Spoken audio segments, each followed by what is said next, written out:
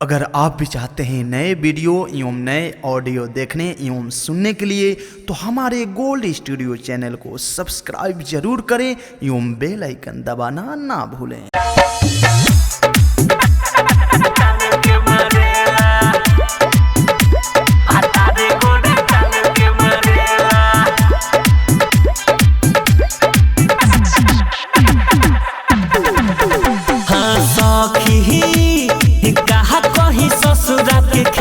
भातारे गोड़े टान के मारेला, भातारे गोड़े टान के मारेला। यारे पाँच मिनट के समय नहीं देला, भातारे गोड़े टान के मारेला, भातारे गोड़े टान के मारेला। यारे सखी कहा कही ससुरा के खेला, भातारे गोड़े टान के मारेला, भातारे गोड़े टान के मारेला। कहा कही ससुरा के खेला, भातारे गोड़े टान के मारेला, टान के मारेला।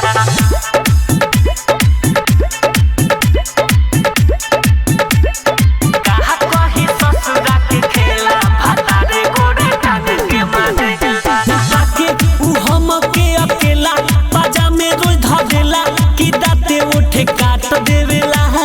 कितनो चिल्लाई माई माई ना बुझेला कसाई, बिछावा ना उलाट देवेला, बिछावा ना उलाट देवेला। अरे पाके हमके अकेला पाजा में रोज धरेला कि दाते उठे काट देवेला।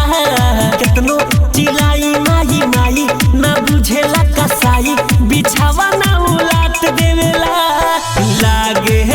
लागे भेड़ा जैसन बाटे ओकर केला, भातारे गोड़े टान के मारेला, भातारे गोड़े टान के मारेला।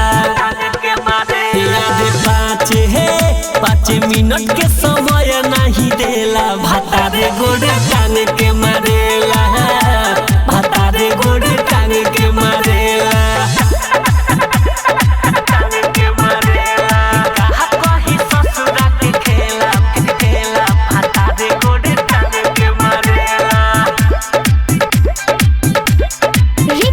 Recording studio Bettiah.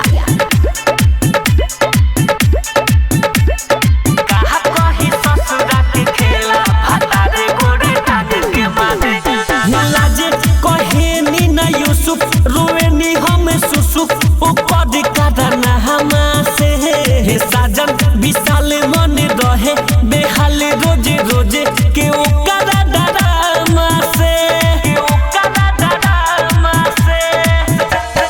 लागे कहे नी ना यूसुफ, रोए नी हम सुसुफ, ओकर कादना हमा से। साजन विशाल मन रहे बेहाल रोजे रोजे के ओकरा डरामा से।